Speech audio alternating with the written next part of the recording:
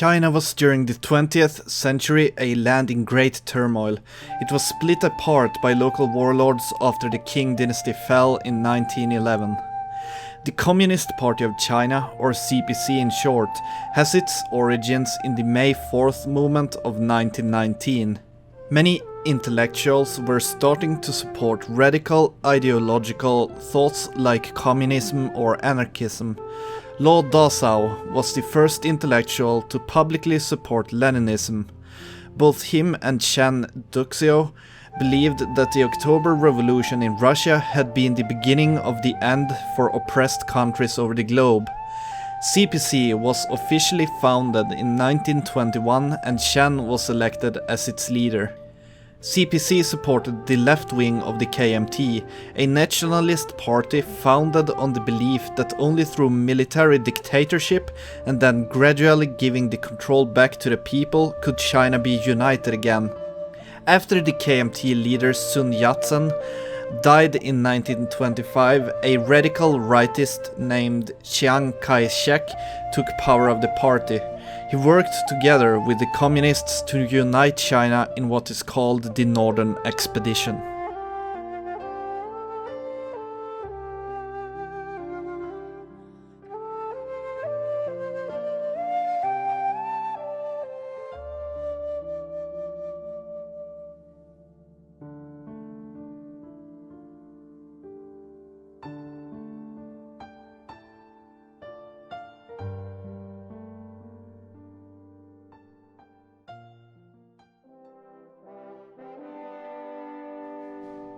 January 1936, Chairman Mao had recently taken control of the Red Army of the Republic of China, realizing that with the current state of the equipment, a confrontation against the nationalist China would be devastating.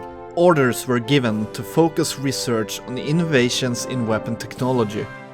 The army, who had been a garrison force, was now granted status of a true army and ordered to the northeast to prepare for the liberation of the workers of Shaanxi. Just weeks after most of the army was sent north, the KMT ordered an offensive to push the communists back. With help of the people, they were however stopped, and a new wave of devotion to the cause gave the CPC enough power to publicly claim the lands of Shaanxi while also increasing the support for communism in the nationalist parts of China. This battle continued until early February, when the victory for communism was finally acknowledged as the nationalists' troops pulled back. The 26th of May 1936, enough public support for war was reached and the Red Army marched into Shaanxi. This border nation had little to no armed forces and showed almost no resistance to the communists. In the public eye, they were seen as liberators from the nationalist tyrants, and victory was ensured a month later, the 1st of July 1936. As the industrial areas and the infrastructure of the lands were improved upon, Mao's eyes turned west.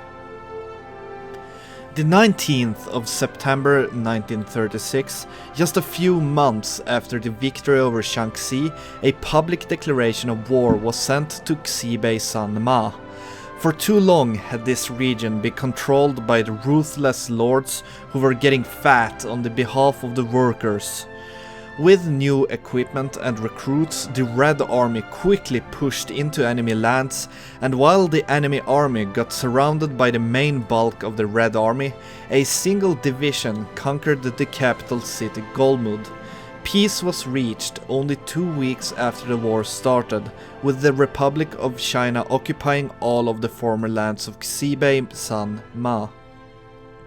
During December of 1936, the communist effort of spreading its ideology paid off as the region of Hubei broke free from China to join the Republic of China. This gave Mao enough power to attack the nations to the west, Xinjiang and Tibet.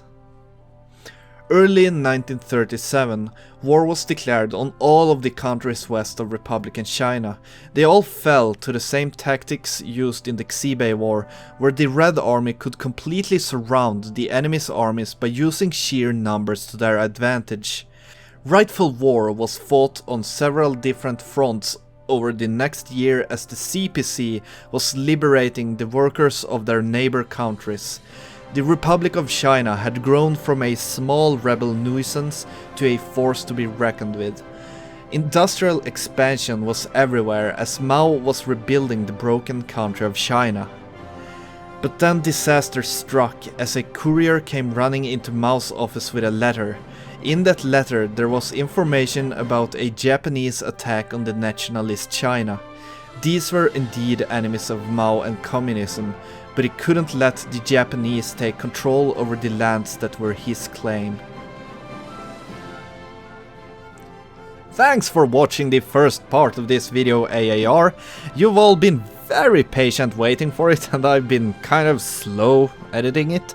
Hopefully it was a good episode. For me it is probably my favorite one, and it was a blast playing China.